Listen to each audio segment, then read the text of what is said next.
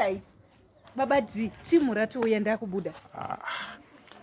My D. Ndokona ndadzoka baba. Iwe kama idika iwe. Usati kufarisa wazvinzwa. Juwi kuita se chicha uri kukanuka ipapa. Uri kwenda kupi? Baba D, musikuzoti ndine party here ino. Une party uchienda kupati wakashama kudai. Kupfeka iri kwakaita. Hembe dzaunondipfekera mubedroom ndo dzaunopfekera vanhu uchifamba uchienda kupati. Nei baba D, muchitora zvimwe zvinhu zvisizvo imi. Unoziya maidhika. Ukada kundi kauye kuna kuti baba kungori kushamisa kuruto wakapfeka iri chawakapfeka kupfeka rudziko. Baba Dika, zvanzi kuri kudiwa blue and black ne white uyu kusasa. Maiti wakashama kudai izo mukadzi wangu kufamba uchionekwa nenyika yese. Kufamba uchionekwa nenyika yese wakashama kudai izo. Kupfeka rudziko wakaitawo. Aiwe maiti ndokukanganisa iwe wazvinzwa ka. Ukandiona zino wafungidziro ndakapusa sereke ndokuregera uchiita zvaunoda kuita panapa. Ndonibvisire hembe dzembedroom dzakapfeka izo. Kupfeka rudziko koko. Iwe maiti uya pano. Uya pano.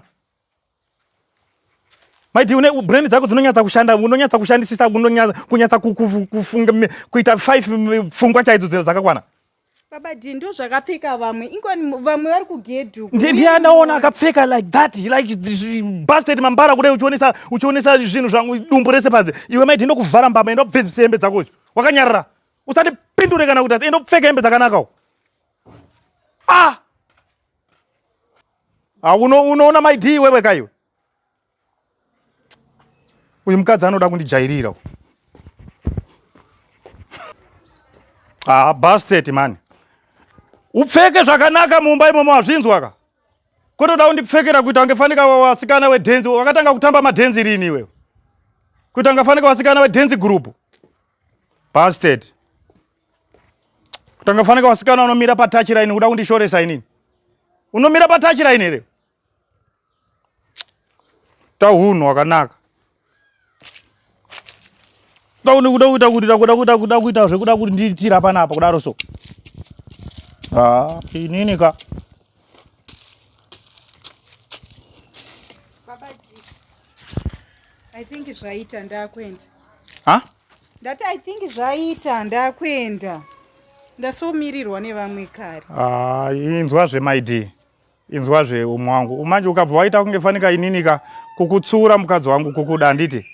Saka manje ubva wapfeka kuita ungefanika munhu asiri kubuda pamba pane murume woita ungefanika shirikadzi. Washirikadzi ere iwe maiti. Nei baba D, zvandakapfeka zvakashata. Aiwa kana uchinge wakafirwa nemurume wonditaurira ko mwangu. Baba D, ndapfeka wani hembe dzekupati kwandiri kuenda mukati hazviti. Ndopfeka colors aya. Chii chakashata? Ipingi hamuidi futi. Pingi yacho yakamecha ere nedress. Ona dress racho ruta kuritsika kumakumbo maiti. Chidress chaunopfeka uchigeza mapureti panapa ndo chawakuenda nacho kupati. Ndapfeka ukati zvoni iri kuita kunge musikana wemadhanzi yepatachi line. Pfeka viwa nyanya iri maiti. Aiwa kutokutsura. I think ndakapfeka zvamunoda baba D. Dressing dai kuti ndifambe ndiratidze nyika kuti ndini mai wemurume uyu. Hauzobudi wakadaro pano. Nguwa ndo yakutondinetsa. Unoda kubuda wakadai maiti. Ndiri kuenda ndakadai. Unoziva kuti murodhi mumaiti ndine umwe anoshanda nawo nenguwa wanoshanda nawo mukati. Vanoshanda newe wacho ndo vachazokudza kupfeka kwakanaka kwemukadzi. Iwa inzwa zvemaiti. Maiti. Musandi disturb baba D, ndanonoka ndakudza kuti ndanonoka kare. Saka ndashaisha ere maiti kukutsura. Ndapfeka hembe dzaunosiri patouch line. Inzwa zvemaiti. Unoziya uyu mukadzi uyu asi ona maidika. Anditi kukutsura umwangu.